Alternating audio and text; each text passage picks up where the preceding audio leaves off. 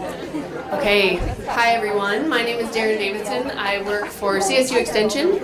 I'm the Sustainable Landscape State Specialist. And for the last roughly 10 or 11 months, I have had the pleasure and honor of working with this team of folks along with many others who are not up here on the Colorado Native Pollinating Insects Health Study. I'm going to go ahead and provide a little bit of background, a little bit of context, and then we're going to hear from everyone up here on the sections that they did. So just by way of brief introduction, you'll hear from everybody. This is Steve Armstead with the Xerces Society. We have Adrian Carper, CU Museum of Natural History, along with Virginia Scott, same spot, and Megan Blanchard at the end. All those three are researchers with the CU Museum. Okay, so if you're not aware of this study, just a little background. It is a result of SB 22-199. So this was a Senate bill that was passed to direct the Colorado Department of Natural Resources to commission a study on pollinator health in the state of Colorado. So a really fantastic move. You can see this image here. It's being signed into law at the Butterfly Pavilion by Governor Polis. Shortly thereafter, an RFP was issued to assemble a team, choose the right folks to go ahead and conduct that study. And a team of people came together. A proposal was created, and we actually just hit the 1-year anniversary of that. I think it was due on October 31st, 2022. So time flies when you're having fun. So we are the team. Again, I came in as project management and doing all the administration, aka the herding of the cats. But I have learned an incredible amount. It's been fantastic working with everybody. You can see Steve headed up the land management side of things, working with lots and lots of Xerces folks. And then Adrian heading up the science team, again, herding lots of scientists. Okay, so why is this study necessary? Why did the state legislature put this into place? So it's really important before we try to go in and change land management strategies, we need to know what we're working with first. We've got to have some baselines. So the study, was drafted to get a status of native Colorado pollinating insects, figure out which groups might be of concern. Before we can adjust these land management practices, we need to know who's out there and who we're trying to help conserve.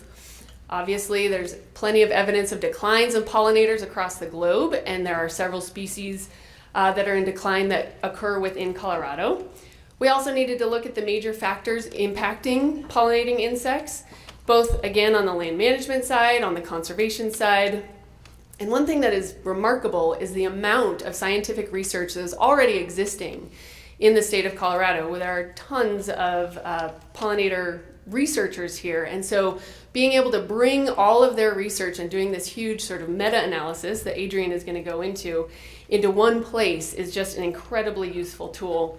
From that, able to develop management recommendations, and that's taking that science piece and translating it into action. So really being able to marry those two. And then I think one of the most exciting pieces is being able to identify gaps in research, gaps in knowledge, and gaps in resources for pollinators and pollinator conservation. By understanding those, that's where we can try to fill in those gaps, ask for more funding, ask for positions to be created, and see how we can support more pollinator conservation across the state. Okay. Needless to say, this was a gigantic undertaking. It is still in draft form, so the final report is due December 31st of this year, so we're in the home stretch, but still work to be done. Some stats of the report. It's currently at 226 pages. Yeah, exactly. I appreciate the whistle. You can see all the sort of the breakdown, 41 pages of appendices, so lots and lots and lots of information out there. Not all of it needed to be in the actual body of the report, but so much information. And this crew has worked hard over the last 11 months and brought it all together. So I'm going to ask for a quick round of applause for them.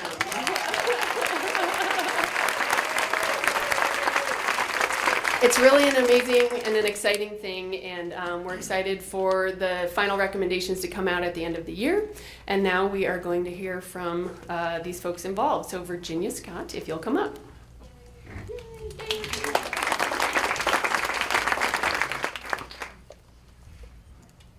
Okay, so clicker, got it.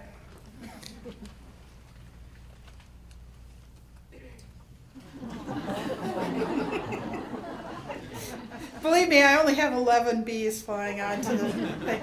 So 946, this number has been floating around out there for the past decade as the number of bees species in Colorado.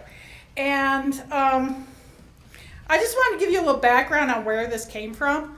I counted them. 1, 2.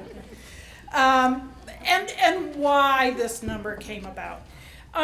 Basically, I moved here in the early 1990s. There was this thing called the Catalog of Hymenoptera north of Mexico that was published in 1979. And in 1994, 1979 wasn't that long ago. But by the time we got around to 2000, 2005, 1979 was getting to be pretty old. So I needed a reference for myself. So selfishly, I started making a list of the bees of Colorado. And I started with the catalog because it was in print. And then I went to a bunch of the taxonomic revisions. So this is where a scientist borrows tens of thousands of bees from tens of institutions and puts together, hopefully, an identification key, which is that guide for how to identify things. And there's a joke about them being written by people who don't need them for people who can't use them.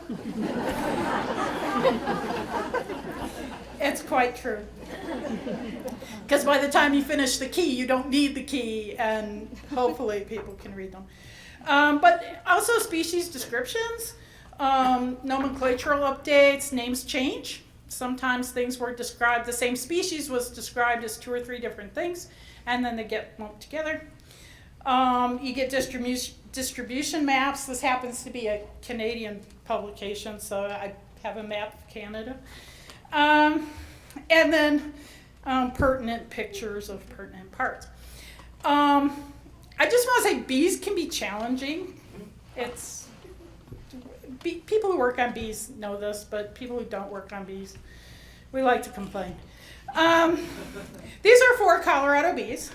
It represents 3 species and 2 genera. So if you want to take a gander and figure out which one doesn't belong with the others, I'll give you the hint. The top 2 bees are the same species. The one with the black butt is the female, and the one with the stripy butt is the male. But that's one species. In that same genus, we have another species. I just put the male up here. And then this is Habropoda. This is a different genus. And the difference are veins in the wings, so you have to stick them under the microscope. So enough complaining about how hard bees are. Back to creating a list after they got identified. This is what insect collections look like. You take a bug, you skewer it on a pin, you put a label on it that says where, when, who collected it, on what plant. And when we were pulling, I got a couple collaborators for this list that ended up being published in 2011. John Asher, who was at the American Museum, he's now in Singapore, and Terry Griswold, who's at the Bee Labs in Logan, Utah. And I worked with the CSU collection. I went through our specimens. This was before most things were databased. In fact, most things are still not databased, but more is getting databased. So you have to go into collections and read all these little teeny tiny labels. We did have some online resources. John Asher's a big Discover Life person, but we also did Bug Guide. We were not using iNaturalist records in 2011 because it was still kind of new and not totally vetted yet. But ultimately in 2011, published Bees of Colorado, 946 species. This study kind of prompted me to go back and count them again. Because in the past 12 years, a lot of things have happened. There have been a lot more taxonomic revisions published. There's been more collecting. There's been more things both in museums and newly collected that have been identified, and more online records. So it was time for an update. Now we had a time constraint. This thing is due at the end of the year, and they needed a draft like at the end of August. So I just looked at the new taxonomic revisions and the specimens at CU Boulder, because that's what I manage, and so I have a handle on those. So we're getting rid of 946. 946 goes away. So thank you.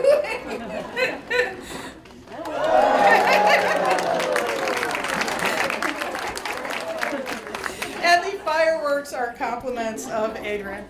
So we've added 60 species, and so far 12 of these are new to science. These did not have names or were not recognized as species in 2011. I have to point out this one up here. It's a Lasioglossum diabolicum. I love the name. It's also our newest species, our most newly described species.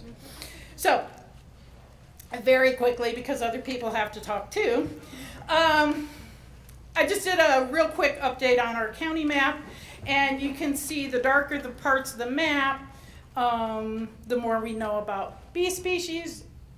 And, well, back up. Yeah, center button. This is Adrian. This is me. And Rio Blanco and Dolores, that's the people in Utah. And really, it's not been that many studies, but we've updated numbers quite a lot. Boulder County alone, Boulder County, that little tiny county, is up to 606 species. Broomfield now has bees. They did not have bees in 2011, probably because they weren't like barely a county at that point.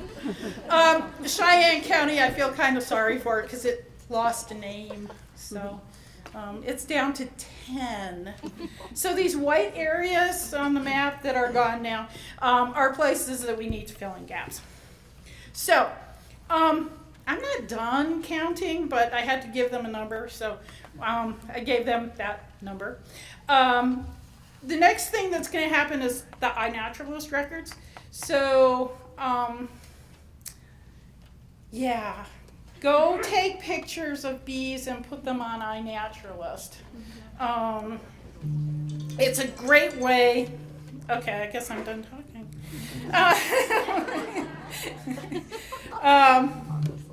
I can't get it to stop. Stop. Go away. I'm impressed that you find herself. It's so I don't talk too long. So iNaturalist bug guide records are going to be included, more online records from other museums, collections, and John Asher, our secondary author on this, has a list of type localities. So when you describe a species, you base that name on one specimen. And we have a list of the localities that those specimens came from, so we want to include those. So, for the time being, feel free to use the number 1,006, or just say over 1,000. I don't anticipate this going down. I do anticipate this going up. Okay.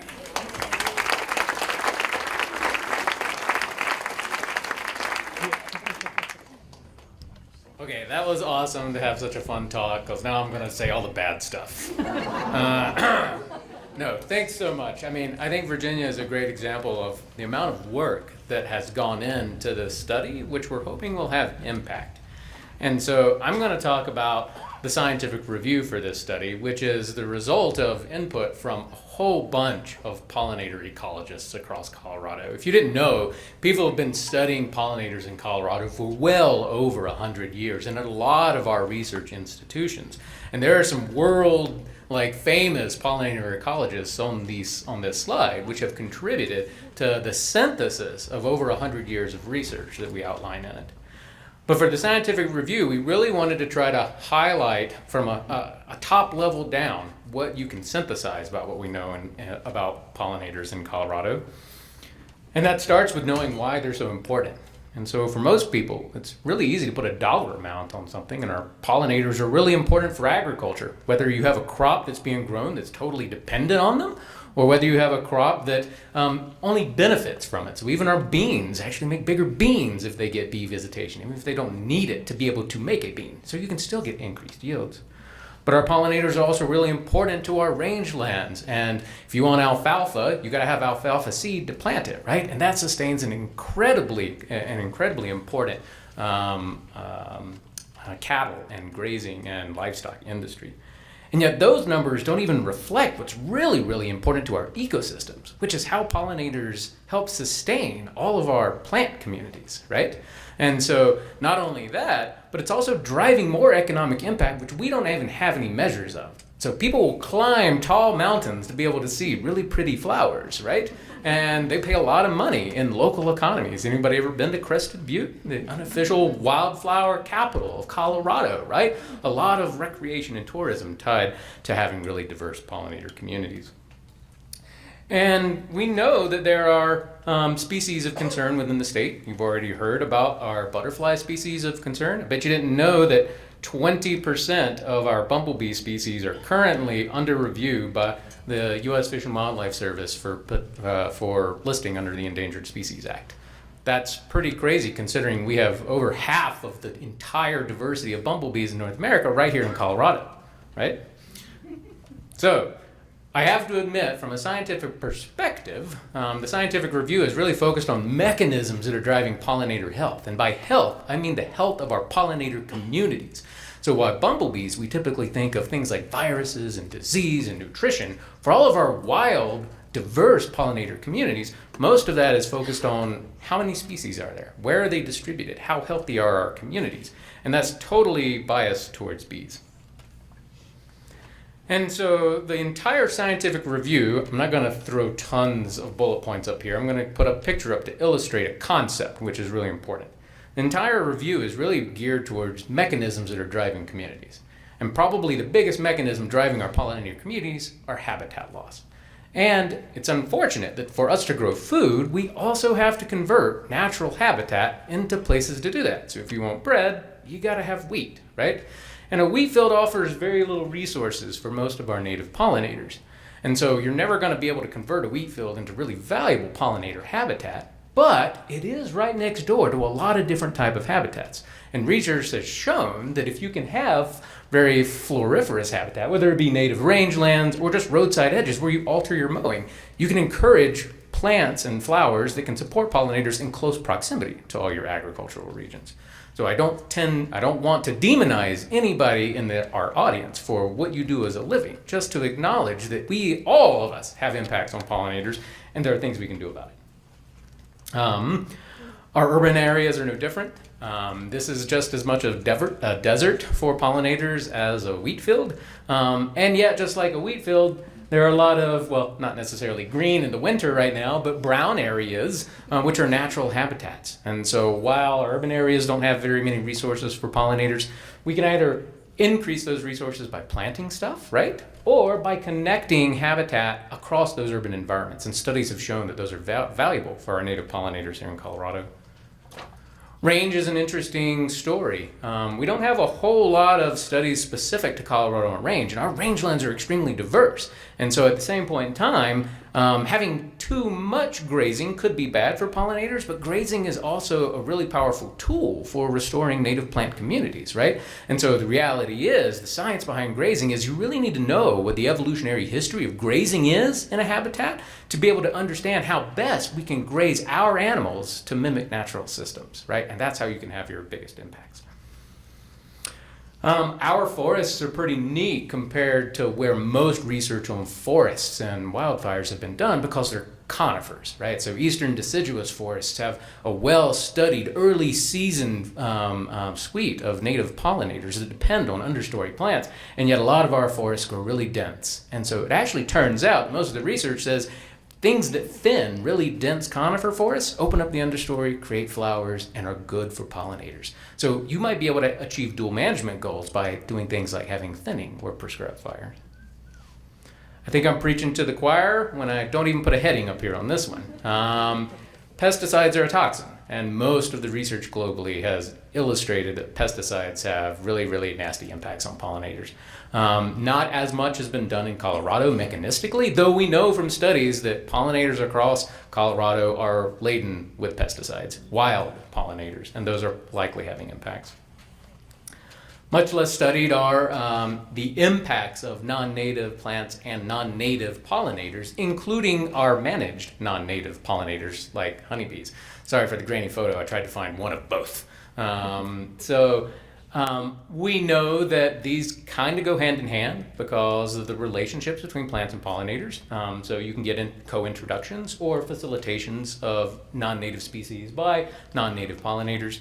And there's a lot of growing research that our managed pollinators have negative impacts on wild pollinators by doing things like competing for resources or spreading diseases. We don't know much about that in Colorado, right? And so this is actually a huge gap in our understanding from the science perspective locally within Colorado, and we should be trying to track data on our honeybees and our wild bees so that we can know how we can best manage for both. Climate change represents one of the most impactful factors driving pollinators in Colorado specifically. And climate change is such a huge underlying factor driving it because it exacerbates all those other problems, including things associated with pollinator health like disease and parasites and pathogens. And we know that climate change is doing things like warming the environment, leading to more early snowmelt, less precipitation in the winter, things that impact all of our alpine communities in particular, right? And so those are the most imperiled communities. We've already heard about the Uncompahgre fritillary, which is a high elevation species. Our bumblebees are high elevation species. And so we're really worried as scientists about the health of our high alpine environments. And so as part of this scientific review, I also surveyed the researchers who were part of it, and I asked them for what they thought their opinions are and what they wanted to get across here. So I asked them to rate what they thought, for instance, were the most impactful factors, things that had the most negative impact on pollinators in Colorado. And it makes sense that this kind of reflects what our level of understanding for these different factors are, right? So we know a lot about climate change in our mountains, and sure enough, we score climate change and the drivers of habitat losses consistently, along with pesticides, really impact negative impacts on our pollinator communities. And we know less comparatively about managed pollinators and diseases in our native pollinators. And so those are actually our biggest gaps in our scientific understanding, right? And so we should be investing in more research around these gaps in our understanding. Where do our scientists think that our government could have impact? This is kind of a mixed bag. We know a lot about pesticides globally, and our scientists perceive this as where we could have statewide policy that could be most impactful on helping support the health of our native pollinators. You can look across the distribution of these, and interesting climate change is actually way down there, right? So not as much impact from a state because climate change is a global issue. Does that mean that our scientists aren't concerned about it? We know, and they scored it as the number one factor impacting them. What they think is that we can have more impact through local policy, right? And that the best impacts we could have would be by a dual focus on both. So that's all the bad stuff that I have to talk about, I think. I just want to acknowledge the huge team of scientists that have contributed to this, where I'm going really fast in hopes that we have time to take questions. And so be thinking about what you want to ask when we get through this. So I'm going to hand it over to Steve now from Xerces to talk about their sections.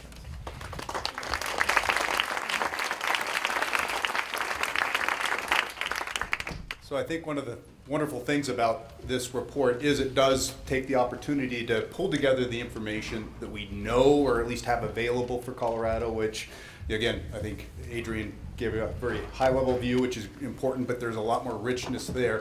that then we wanted to say, how can we take some of that information, translate that into management actions? But no, we can't rely, and as Adrian said, we can't just rely on the science from Colorado, but what's also the best available information that's out there. And that was kind of one of Xerces' roles, was we've been working with a lot of different agencies, looking at a lot of different environments about management practices that we can think about and hopefully implement that help pollinators in the environments around us.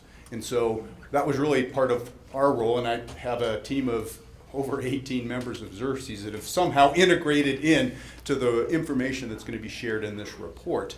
So that's pretty nice to have that wealth of kind of on-the-ground experience coming from a broad range of expertise, those working more in rangeland or maybe in agricultural settings, or maybe more specific experience with pesticides, or maybe even broader experiences working on roadways. So I kind of have that reach and privilege to working with a group that really has the ability to weigh in on a whole different level. So when we're thinking about kind of, okay, we've got this information, how do we help the state understand its opportunities, its role, and recognize what it's doing already to help support the conservation of our pollinators, the practices that they do for land management, the policies, the programs they do that help to connect or touch with it. And so we wanted to pull this information together so that we could at least have in this report some guidance around management practices, but also dive into a little bit, what is the state doing? What are those agencies, the Parks and Wildlife, the Department of Agriculture, the Department of Transportation, and others? What are they also doing to help support pollinator conservation?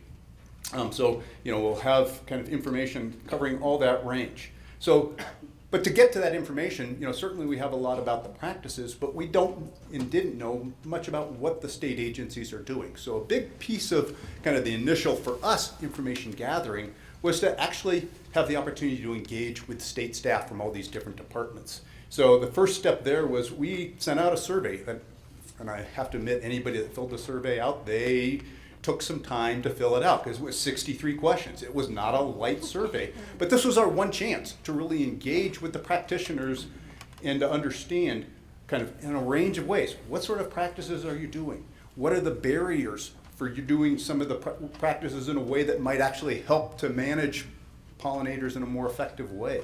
What are your programs? What are your policies? Where are there opportunities for improvement? So a broad array of questions, and anybody that's worked on a survey know your scope of a survey can get really big. And we had to kind of, even being at 63 questions, try to reduce that down, but we didn't want to lose that opportunity. But a survey is just kind of one touch point where you can get a massive information, but it still leaves a lot of holes to understand the hows in a little bit more detail. And so our next step is, of those survey individuals, as well as some others, we wanted to actually sit down and talk about practices, learn a little bit more in depth. So we then engaged 12 state members in 90-minute online video interviews so we could actually understand even more carefully some of the practices. And so I want to kind of give you that background because I think it's relevant to understand that what we're trying to do is actually make sure we're sharing kind of the wealth of information about what the state is currently doing, where there's opportunities, and that comes from talking to those, kind of the range of staff members, those who are doing work on the ground, those who are helping to manage programs. And so I think it's kind of the key to the background of us trying to understand where there's also opportunities for improvement. I also have to want to kind of appreciate that the state staff were incredibly engaged in this process as well. There's a team that's helped provide us guidance, but there's a lot of willingness to take that survey, take the 90 minutes out of their very busy schedule to help give us information, share and engage with us, which I think also translate that they care, that this is something that's relevant and important. So that's, to me, very positive and something we should be encouraged about. So in terms of looking at kind of, management practices and shaping that, a lot of those are feeding in off of kind of the threats that Adrian has laid out from the conservation side and the science side of things. So there's a tie in there, but it's not always perfect because management practices, sometimes there's other management practices may not kind of perfectly align up with a threat, but it's important because the way we practice it can manage and have impact upon pollinators in their environment. So we want to also call out some of the specific practices we know that are part of a state operation or part of a land management responsibility. But before we got into the specific kind of conservation practices, we knew that it's also kind of important when you're talking about practices just to set out kind of a general overview. And I think this is something Xerces in kind of good conservation practices in general try to say is, you know, it doesn't matter if you're a state agency, it doesn't matter if you're a municipality, it doesn't matter if you're an individual. There's oftentimes some general practices that keeping in mind that can kind of infiltrate how you go about thinking about and conserving pollinators. So as we stage set for management practices, we wanted to lay that out because we know while the state is kind of a key audience for this, this document has a wealth of information that's going to serve even probably broader than that. So I think we all can probably find places of value in here. And part of the simple principles is how do you go about managing for pollinators is you ought to know what you have in the first place. Do you have landscapes? Do you have sites that are already being valued by pollinators?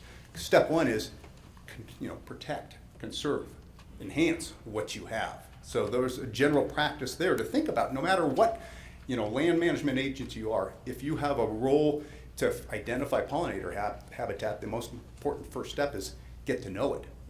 Identify where it is. But then it's also the concept, and some of these are things that are going to basically we've already highlighted in some of the talks this morning, or just coming forward again as these general guiding principles, is connectivity really matters. And so the lands we have, have opportunities to be connected. They may already connect. And so one of the things is always being thoughtful about the connectivity and that diversity or the heterogeneity of that connectivity that are going to be really relevant for us to think about.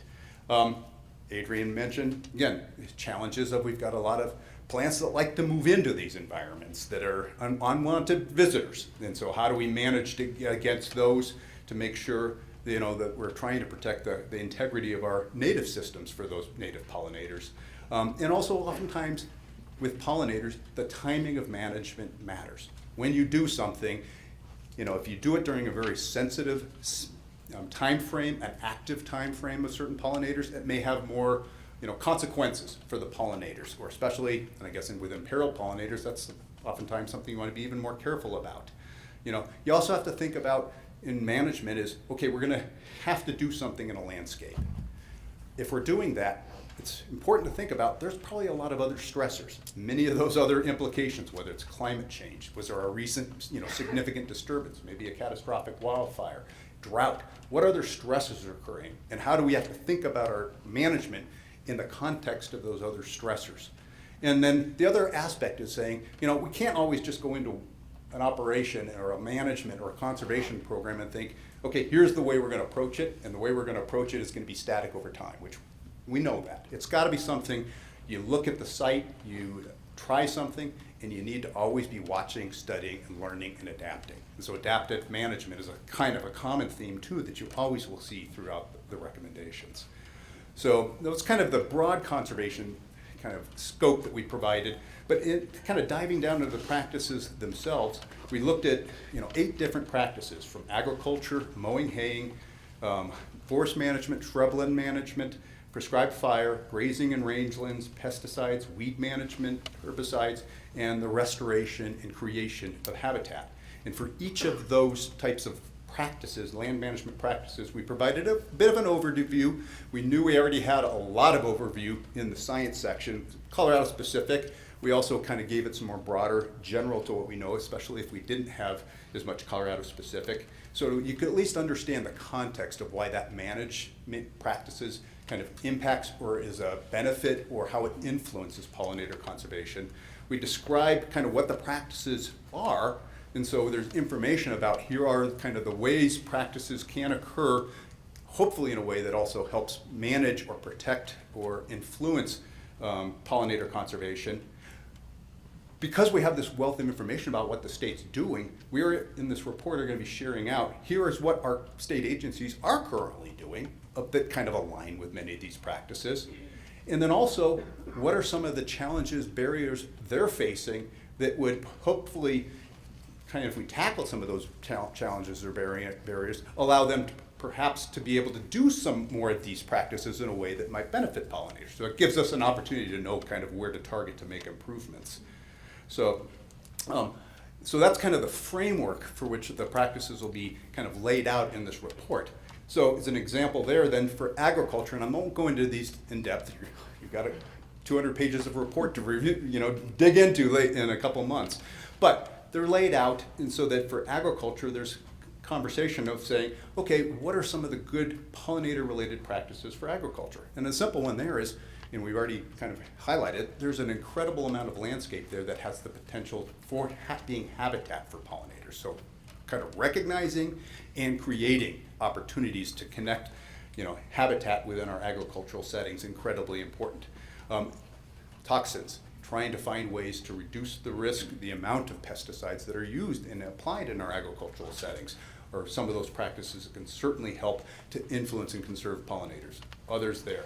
For trees, forests, shrubs, we've got kind of both a description of practices that's set to our larger natural landscapes, so it's our forests and our shrublands, but also kind of drilling down to how is that in our more urbanized, our landscaped areas around our state offices or in settings that the state might manage.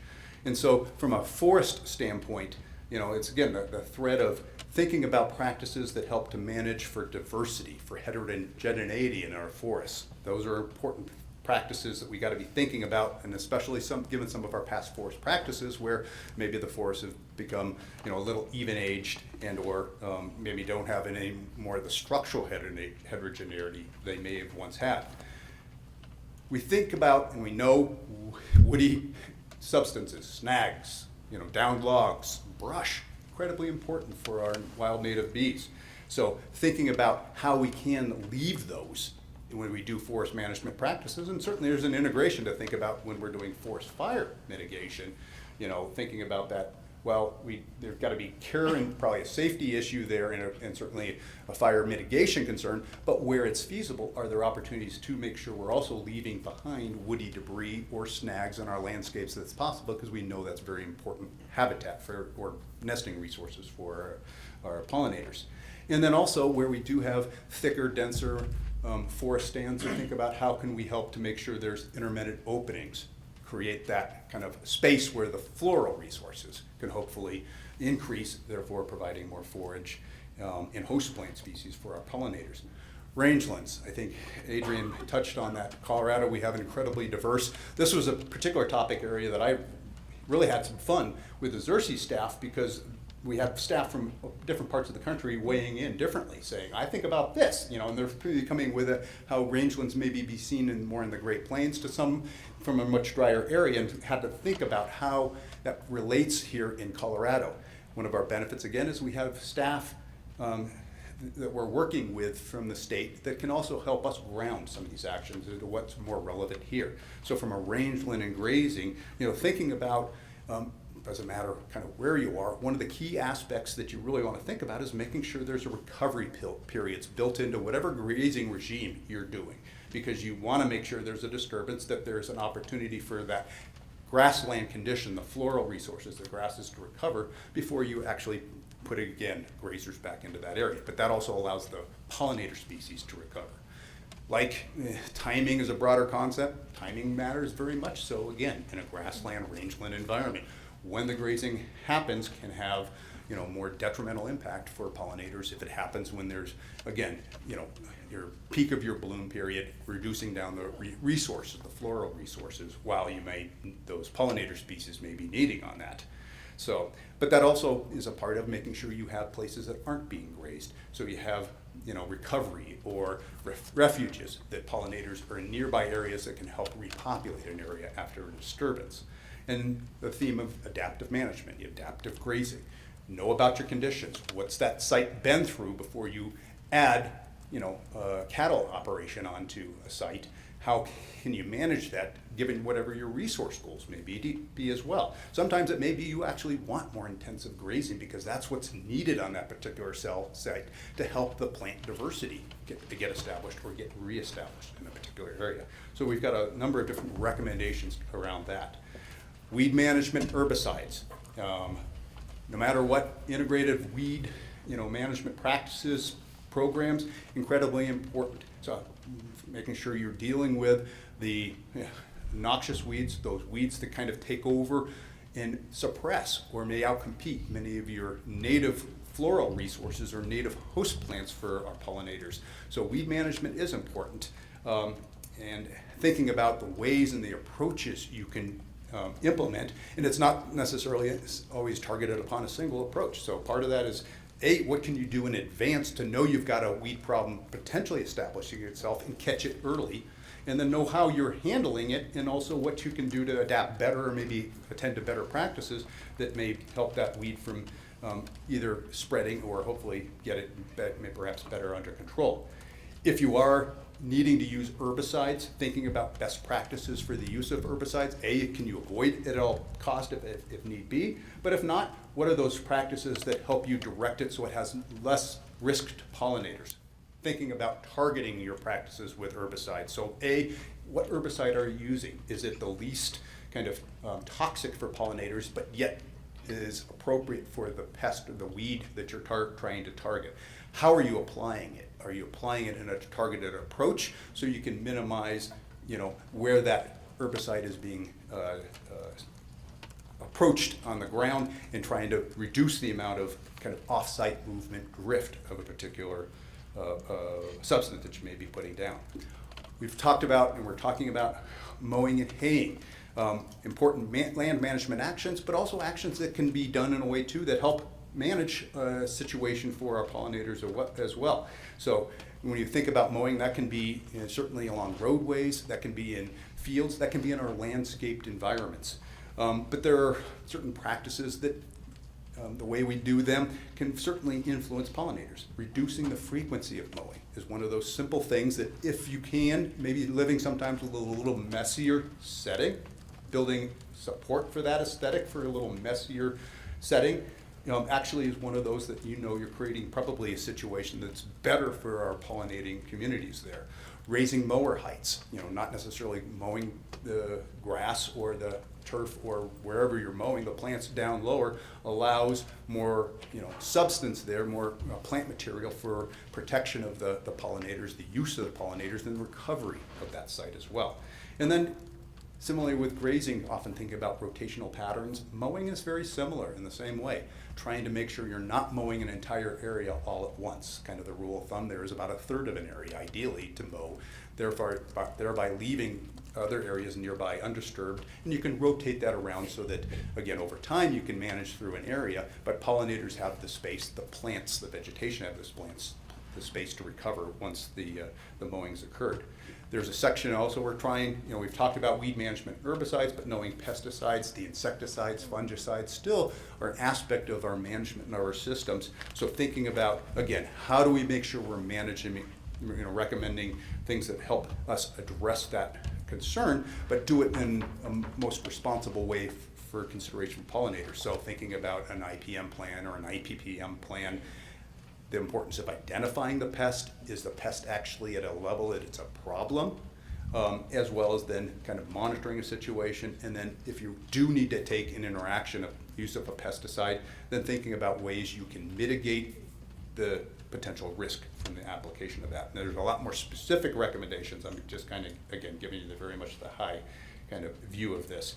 Restoration and the creating of habitat. So the state has a lot of opportunity there within areas that it already has protected, but there's opportunities to restore lands and projects that happen on the ground where there's disturbance and there's an opportunity to restore. So what sort of guidance and recommendations can happen there? So part of that is, again, kind of a theme here is throughout the conference is the importance of native plants. So where can there be an opportunity to integrate the use of native plants, both in our restoration for sure, but also in our opportunities to enhance particular sites. Thinking about the considerations of what we're using, what we're planting, what seeds we're putting down on the ground, and the ability for them to deal with these potential changes, the climate changes, the larger disturbances that may happen. How can we make sure we're thinking about those kind of bigger term changes in what we're taking action with? And you put a lot of money, you put a lot of effort into a restoration or a habitat creation project without the follow-up maintenance. And I think this is what kind of Andrea and the Pollinator advocates, the basis of that program is having resources available to help nurture something after it's gone in. That's incredibly important, even for large land managers. If you do effort, you need to make sure you have the maintenance and the ongoing support for managing weeds, other potential risks for those efforts you're putting in. And as you're thinking about what plants do we put in, what seeds do we use, linking that very specifically to potential host plant species or overlapping blooms between the plants the forbs that you're planting in to make sure you have those floral resources for pollinators throughout the season. Prescribed fire. Many of our state agencies don't have the opportunity to use prescribed fire as a common tool, yet it is something that does, and maybe we'll see how that can be something that where it's appropriate gets added. So there is a suite of recommendations around prescribed fire. The concept there again is important with prescribed fires is, think about having areas that perhaps the fire can skip, leave those areas unburned, because those are your little refuges. Thinking about, making sure the intensity of fire, if you're actually placing fire in the ground, trying to manage that so that you don't have these very high, intense burned locations, because again, pollinators certainly are going to be, insects in general, are going to be very vulnerable, whether above the surface or even below the surface. Think about your queen bumblebees, your bumblebees below the ground. Very insensitive to those, heat burned situations. And an example there is where some of our forest management techniques are often kind of to pile up our brush and then to burn those brush piles. Well, now we've got very high intense burn situations where those brush piles are. So thinking about where those brush piles are placed relative to what areas are for sensitivity for pollinators, that's an important thing to add into our thinking around that. And then, just throughout kind of the conversation here is just recognizing the importance for adaptive management. So there's practices that are kind of guidelines for the state that hopefully they'll be able to think about their operations. We also share that information about what the state's currently doing and some of the barriers, so maybe that helps influence some of the things they can do. The other aspect that we really wanted to explore was, here are some of the existing programs and policies that the state has that have an interface with pollinators. And there's quite a few, and this is just a kind of a very small capture of some of those recognitions. And I think the reality is that there's a lot of programs that they may not intentionally target conservation or the benefit of pollinators, but they do because they have an aligned goal. A forest management, a forest health practice oftentimes is aligned well with also creating conditions that help favor for pollinators. Regenerative grazing in an area is also doing things that help pollinators, even though that may not be kind of the principal relationship. But there is opportunities there to recognize what the state's doing. The greening of the government order, a recent one that was passed through an executive order, looking at the eco-regional appropriate landscaping materials for big redevelopment projects and using natives. That's a positive thing to encourage putting native, hopefully more water-wise plants into our landscapes, replacing out turf or other landscapes that aren't providing as much ecological value for our pollinators. Thinking about and taking practices like the I-76 pollinator highway, an important, I think, recognition of the opportunity the state highways provide for pollinators as pollinator corridors. Thinking about landscaping requirements that require more native plants in the operations, and also kind of actually formalizing that in a policy directive. CDOT has that. It kind of aligns with the pollinator highway, but it actually broadens it so that along the highways, they're actually thinking about, if they're doing projects, how do we integrate more native plants within that.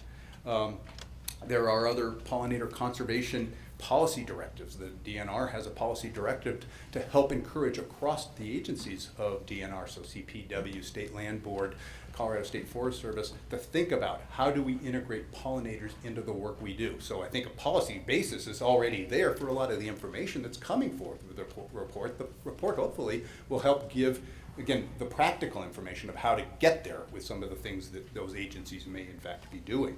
We already have great tools like the State Wildlife Action Plan. So the pollinators, insects are in an appendix, so they're recognized. So it's something important to know that, and we can talk on the flip side that there's probably some opportunity for improvement, but that's a program out there. And we have the communities of knowledge there that are building into that. And so again, there's just a lot of different programs that are out there with the Corners for Conservation. There's a seed warehouse. All these programs can touch on pollinators. State Land Board can put together state stewardship action plans. So plans that help to address for our state land board properties, here's specific resources we want to, and ways we can go about managing, protecting for those. So how, we can kind of integrate that into the millions of acres we have. Okay. And so opportunities for improvement for the policy standpoint. One is, continue to expand the ways we can add in or integrate more requirements for the use of native plants. If we are trying to restore habitat, if we can replace areas where that habitat maybe is underserving, from a ecological value, or frankly, if it's turf, can we replace it out with something that is actually going to serve pollinators in a more effective way? Think ways to increase coordination between the different state agencies and their need for providing and acquiring native plant seed, native plants to put on the ground, and through that coordination, hopefully help influence, support the suppliers, the growers of native plants in our region. The state can have a lot of influence in that, which then helps us all more broadly. So how can there be coordination amongst that? Think about ways we can explore the potential for the authority to manage insects or pollinators as wildlife is a policy consideration or a legislative consideration that the state may want to need to explore. Think about how to integrate and make sure there's coordination happening across the state agencies for IPM programs. The staffing, the funding need, maybe they're, again, making sure there's the staff level expertise and the opportunities to collaborate with the expertise that's available to help provide the information about the pollinators that may be special or needed, or the opportunities for a specific habitat across all the different lands that the state manages. Think about ways, again, pollinators can be included as a more direct conservation objective into many of those programs. Also, kind of aligning that we still need to know a lot more. So what type of programs can the state integrate in to have more monitoring and surveys relative to the pollinators in our system, as well as touching on where does the state have an opportunity to integrate in and from a outreach opportunity, and maybe even more careful engagement with the managed beekeepers in our state too. So understanding what their needs are, the collective need for pollinators, but also where there's a relationship where those managed honeybees might also, put at times the risk to our native pollinators too. So how can we make sure we have more complete thinking and engagement from the state with that community? So top level, some of the recommendations. There's a long way to go, but we're excited as things start to go.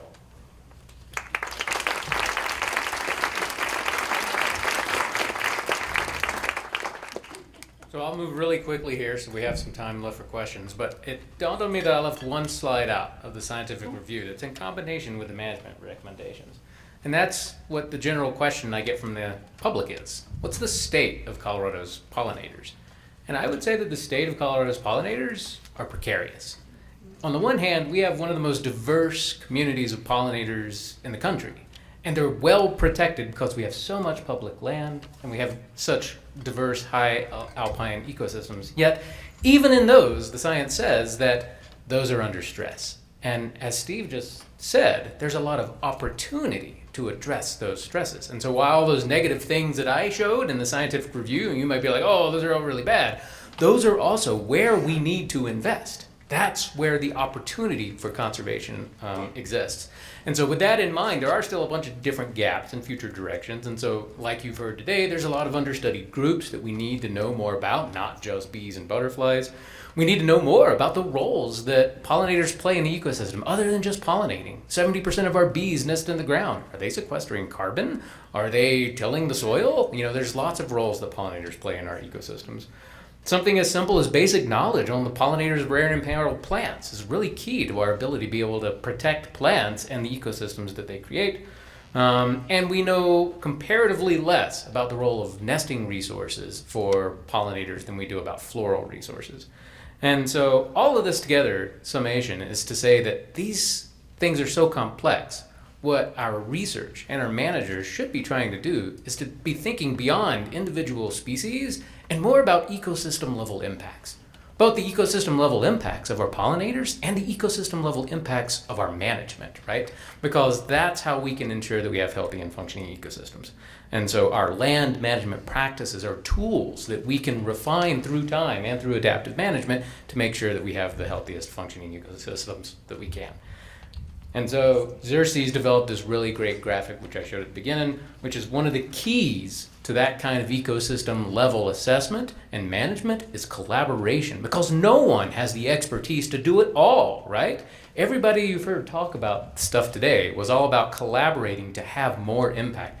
And so one of the cool things that I think we do in this report is to outline ways that our government and our agencies can reach out to us and you guys for expertise and able to ensure that they have the tools and the techniques and the expertise that they need to manage our landscapes as good as they can. So I'll leave this up there, and I think we've got some time for questions.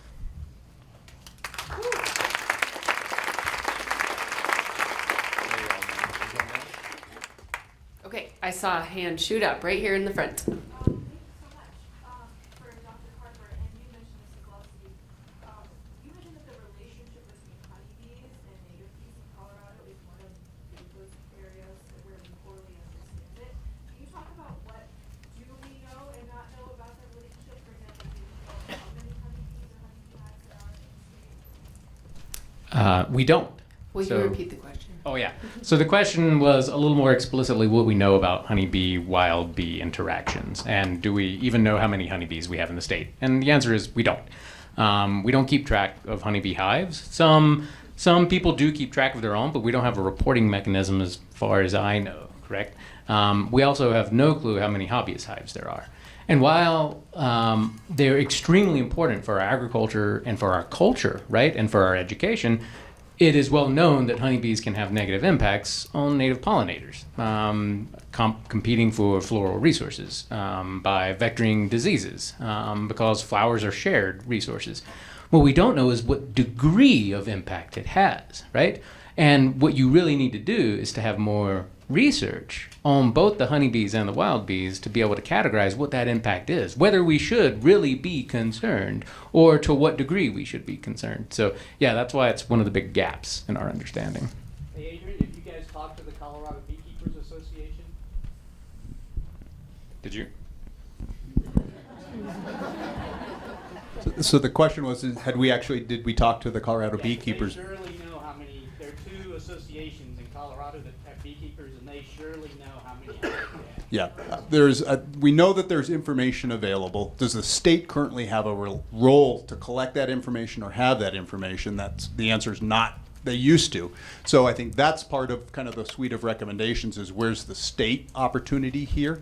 And I think what the aspects is, I think to utilize what information is available to help make sure there's mechanisms that we can engage across the state, and that would be thinking again, what are the collaborations that are possible to utilize that information, and then how do we help to understand the information available and work with that so that we know how to disseminate information about what can we all do to make sure we're protecting kind of all the spaces for the pollinators we have, and that there's are needs for our various pollinators, both the managed and the wild, that we need to think about and take actions to help manage and conserve. Well, and I might go one step further just to say that the goals in this study and in general from my conservation perspective is not to pit any users against each other, no communities against each other. Honeybee keepers are a valuable asset to conservationists, right? They're the ones that got us concerned in the first place, right? And they're just as concerned about having sustainable pollinator communities as we are. We just need to make sure we can find the best way forward to make sure we have healthy and sustainable native and managed pollinators. Yeah, in the striped shirt. So, two questions. One, so this is a fantastic report, and it's obviously going to be an important resource for a lot of people. So one, is this going to be available to the public, once it's finished? And two, sort of do you see as the concrete steps toward implementation? Will legislators take this and then, develop legislation, or what comes next? Yeah, that's a great question. So the question was, this is so much information, how is it going to create action? Like, what's the next steps? How does it get implemented? And one of the things that I want to dispel is that this is a policy report. It is not. We are creating recommendations, right, that have policy implications. So, for instance, in the scientific review, we outline species of conservation concern, right? So we have federally protected species, an endangered butterfly species, threatened butterfly species, and yet we don't have any state level protections because we don't have authority over insects in Colorado or plants. And so a policy recommendation could be some form of language within policy to give our agencies direct authority over insects so that we could have state protected insects, right? We're not saying that that's what should be done. We're giving examples of how policies could take our recommendations to affect conservation. And the good thing is that all of that rich information that Xerces has compiled is applicable not only to state agencies, but to municipalities, to your backyard, to your farms, to your ranches, right? Because how we manage our landscapes are ubiquitously impacting pollinators, and the mechanisms underlying what our pollinators rely on are pretty much the same. So we're hoping that our policymakers, you guys, and everyone else, it will be publicly available. So anybody will be able to download this and fall asleep reading it if you want to. But we highly recommend that people check it out. Okay, time for a few more. Yes. So I just have a question. You're talking about collaborations, and I think that's really important, especially when you get to the policy level, that you have broad support. So have you been doing any partnerships with any of the Colorado land trusts, like Cattlemen's or Nature Conservancy or Colorado Open Lands or Keep It Colorado Trust coalitions? Because if you have that backing and that input, that might help you down the line. So I think that's, again, boy, if we could take the scope, really broaden what we are trying to accomplish, turn this into a 400-page report and process, would love to have gone there. And I think we recognized within the scope we needed to kind of confine this, and kind of what we were charged with in the time frame we had is we had to focus again on what the science is that was available and think about kind of the state and its operations. But we knew, and understandably, there's a huge gap there about all the other resources, the organizations, the other communities. You know, this is, again, state level, not talking about county level, a municipal level. It doesn't talk about individual efforts. It doesn't talk about organizations. I mean, there's a lot of individuals in this room that have avenues that can help engage and make a difference in this. I think that, unfortunately, is one of these gaps that is going to, hopefully speak to where there's going to be follow-up opportunities. I think we can certainly call it out as an important aspect that needs to be pursued. It was just beyond the scope of what we could handle to try to do that level of engagement. But I think, again, this year we stand with kind of this report hopefully being a baseline.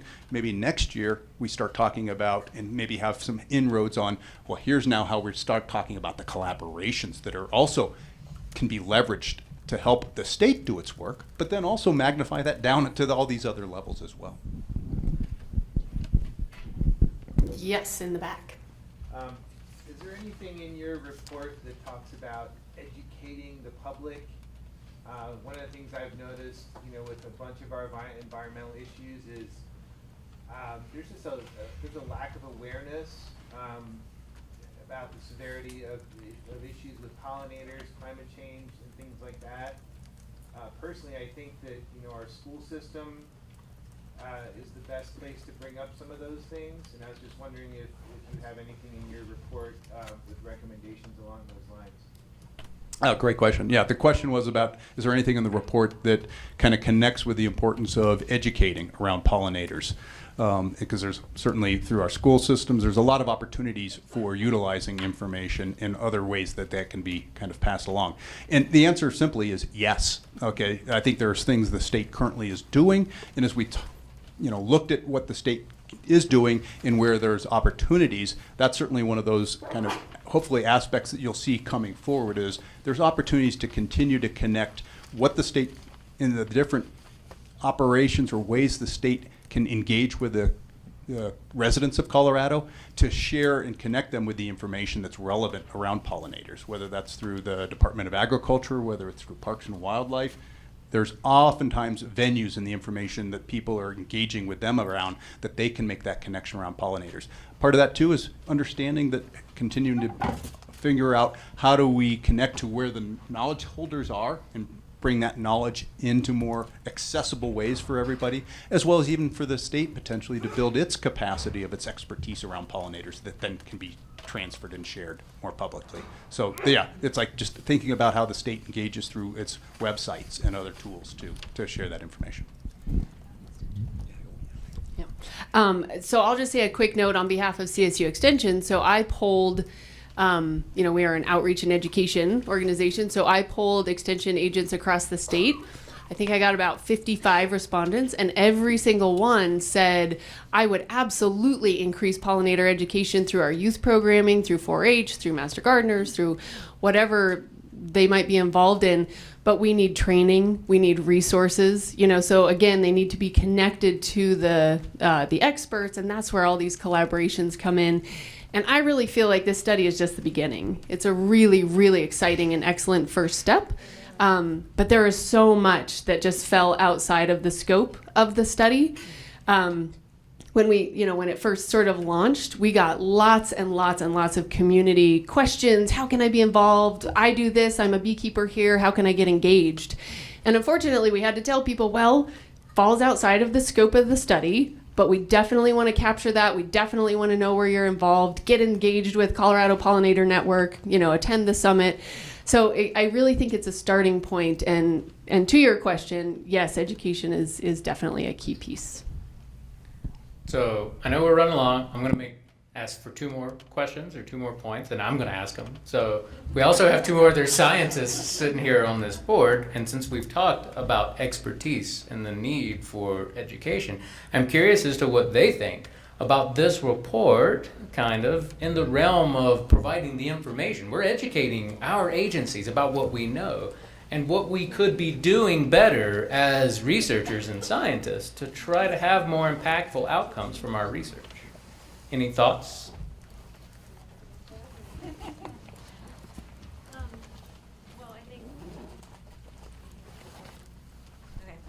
I think from the perspective of someone who's been doing more kind of basic fundamental biological research, working on this report has been really eye-opening for me in terms of how little many of us in the academic research world are connecting with the actual needs of people on the ground who care about these things. And so particularly in our local areas, like in Colorado, we have so many needs across all of the diverse ecosystems here. And it's been amazing to me to see how many gaps there are. So I think getting more scientists to actually see that would be really good.